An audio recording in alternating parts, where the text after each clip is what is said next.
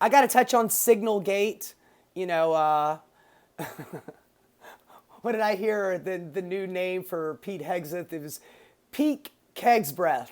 I like that one. Pete Kegsbreath and Crew. They're still in the hot seat from the Signalgate fiasco of sending out war plans. They're not war plans, man. They're attack plans. Pedantry, semantics, bullshit. It's just bullshit. But what I wanted to touch on is the fact that it is still in the news. And I find it fascinating what stays in the news and what leaves the news. You know, we live, I mean, it used to be on a 24-hour news cycle. Now it's like a 6-hour news cycle because there's every day a new crazy fucking thing is coming through. And, but this has had some staying power. And a lot of it's got to do with the media really enjoying this. Now, I'm not saying that I don't think that this is an important thing. Yeah, man, there's some stuff that should be classified. You know, planes dropping bombs, you know, at specific times on specific targets, that's a security risk. And those things should not be privy to, you know, a random journalist that gets sucked in. They don't get sucked in, man. You fucking included them on the text stream. Dipshit, stop lying to yourself and trying to ask me to validate your fucking lie. Kiss my ass. But the fact that it's still remaining in the news is really fascinating to me. You know, I'm seeing a lot of comparisons to the Hillary Clinton thing. You know, butter emails. I mean, for God's sakes, Benghazi is over 10 years ago, and they're literally trotting that out still to this day. Somebody asks Pam Bondi about, the dangers of having this top secret information out there. You want to talk about top secret stuff? Well, how about Hillary Clinton and the emails in Benghazi? And, you know, they acid washed her server. What are they? Fucking Levi's? This is, it's actually pretty good. I'm going to remember that. They acid washed the server. They took it outside and then they got their gloves on and then they rubbed some acid off it. And then they got a brush and they scrubbed it and they scrubbed it really clean. Honestly, I think that that's what Donald Trump actually thinks acid washing is, but, you know, that's beside the point.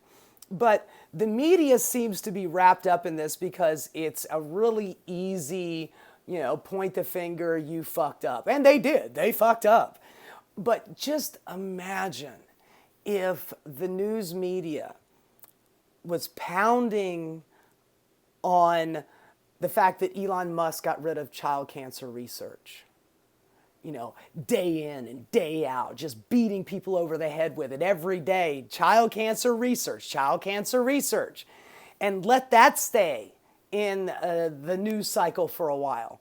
Or the fact that Elon Musk got rid of the Ebola watch team in Africa and then said, well, we got it. Well, you know, I got rid of it, but then I brought it back because, you know, sometimes I make mistakes, but then I brought him back. No, he didn't. He did not bring it back. It is still to this day that the funding for Ebola has not been brought back. Don't let him lie to you. But just imagine if they talked about that or about the fact that we are just shredding free speech right now. You know, the Republican Party for the last, 5-10 years just screaming about free speech and blue-haired college students are, you know, making Ann Coulter feel unwelcome on the college campus, as if a blue-haired college student has got as much power as the federal fucking government. Again and again, I want to point this out to you, and you need to really think about it. Every time you see somebody talking about, you know, well, this side says this and this side says this, which one has the actual power? Is it the 19-year-old lefty college student, or is it the federal fucking government? But they could be talking about the free speech stuff. The news media could be talking about how people are getting kidnapped off the street with no due process and shipped to either a private prison here in America or shipped to a prison labor work camp in El Salvador or sent to Guantanamo Bay with absolutely no due process. And yes, no due process.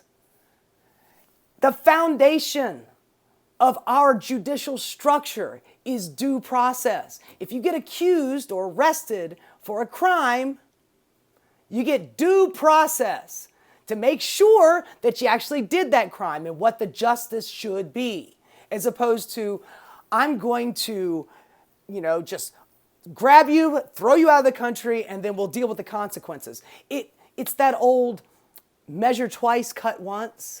But we're living in an age where fuck measuring. I'm just going to chop, chop, chop, chop, chop, chop, cutting everything up.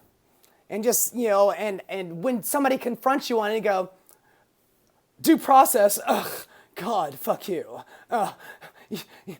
You liberals always talking about like due process and things. I mean, where does this even come from? Well, I'll tell you what, the 14th Amendment should not be denied life, liberty, or property without due fucking process. And it said fucking right there in the Constitution. I saw it. It had this really lovely script, but it said fucking because it's fucking serious. But just imagine if the media would actually harp on some real shit, some real dastardly shit, as opposed to the sensational stuff of Signalgate and the fuck up bro squad that is leaking, war plans to random. Well, they're not random. Jeffrey Goldberg is not random. Jeffrey Goldberg is an Atlantic editor. He's an editor at large at the Atlantic. And the reason why he was brought into that conversation, maybe it was accidentally this time, but the reason why the dude actually had his phone contact information is because these guys leak information to media outlets all the time because sometimes they want actual information to get out there so they can do their politics on it. They've been doing this shit for years and years.